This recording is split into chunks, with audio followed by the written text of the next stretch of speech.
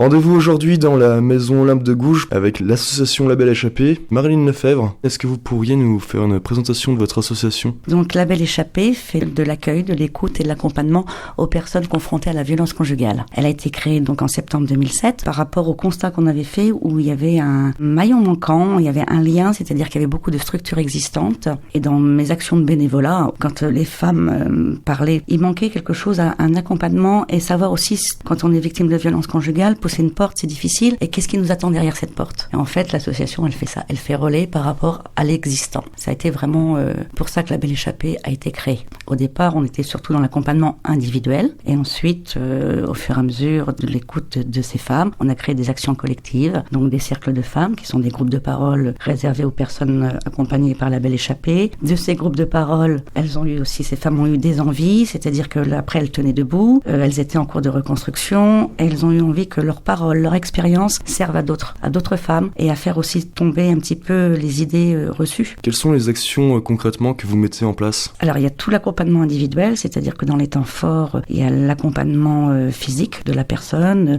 au commissariat, chez l'avocat, dans toutes les institutions, associations qui font partie des besoins, on va dire presque dans l'urgence. Et le travail de partenariat est vraiment installé maintenant sur la communauté urbaine de Cherbourg. Chacun connaît ce que fait l'autre et comment on peut justement accompagner cette personne en mettant de multiples partenaires, parce qu'il y a de multiples besoins, et ensemble on fait vraiment un travail de cohésion autour de la personne. Après, une fois que l'urgence est parée, il y a l'accompagnement tout au long des procédures, et s'il n'y a pas de procédure aussi tout au long des décisions que va devoir prendre cette personne. Et après, on peut proposer aussi des actions collectives, telles que le groupe de parole, on a des repas partagés avec d'autres personnes qui ont fait le même parcours, permet de voir qu'on peut aller loin et qu'on peut tenir debout aussi. Parce que vivre la violence conjugale, c'est pas facile, mais le départ non plus n'est pas facile. C'est pas parce que vous quittez physiquement ce conjoint violent que tout va aller bien. Il y a toujours un lien s'il y a des enfants, c'est-à-dire que vous le revoyez régulièrement aussi, l'auteur de ces violences. Il faut apprendre à prendre du recul, à se positionner. Pour sensibiliser un plus grand public, vous avez mis en place la pièce de théâtre Après la nuit. Est-ce que vous pourriez nous en dire quelques mots ? Un projet qui a mûri très longtemps, qui s'est mis en place doucement, qui arrive à une certaine maturité, mais qui prendra aussi encore d'autres formes, puisque ce projet,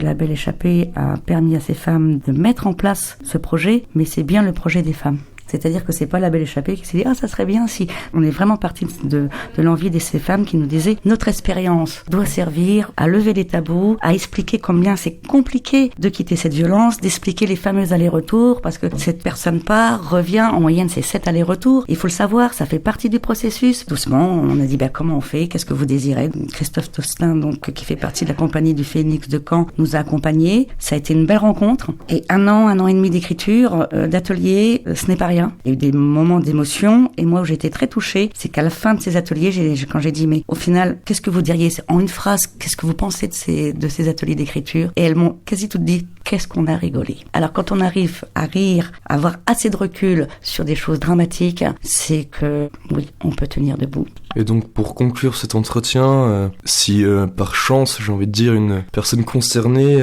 nous écoute, quels seraient les premiers gestes que vous conseilleriez en cas de violence ? Tout dépend où en est la personne, si elle a décidé effectivement de franchir le pas et à ce moment-là de sa vie de quitter, et même si c'est pas définitif, mais de quitter au moins pour quelques jours son conjoint, son compagnon, ou voir sa conjointe si c'est dans l'autre sens. En tout cas, en tant que voisin, en tant qu'ami, de lui dire non, si elle a des bleus, si elle parle de certaines choses, de lui dire non, c'est pas normal ce que tu vis, et d'être là. Et le jour où qu'elle viendra, qu'elle dira mais je veux partir, qu'est-ce que je peux faire, elle saura aussi les interlocuteurs auxquels elle peut s'adresser. C'est-à-dire non, c'est pas normal ce que tu vis, c'est pas normal qu'il contrôle ton portable tout le temps, qu'il t'appelle 50 fois, c'est pas normal que tu n'aies pas accès au compte. Alors même si elle accepte pas en disant mais non, c'est comme ça, c'est prendre une phrase de la pièce et pour que je ne me tracasse pas avec les comptes, et non, lui dire quand même moi, en tout cas mon point de vue, c'est pas normal. Est-ce que vous pourriez nous donner vos coordonnées, numéro de téléphone ? Mon portable, c'est le 06 68 53 10 06. Vous me laissez un message avec vos coordonnées et surtout les jours et les heures où vous êtes disponible, où je peux vous rappeler sans aucun danger.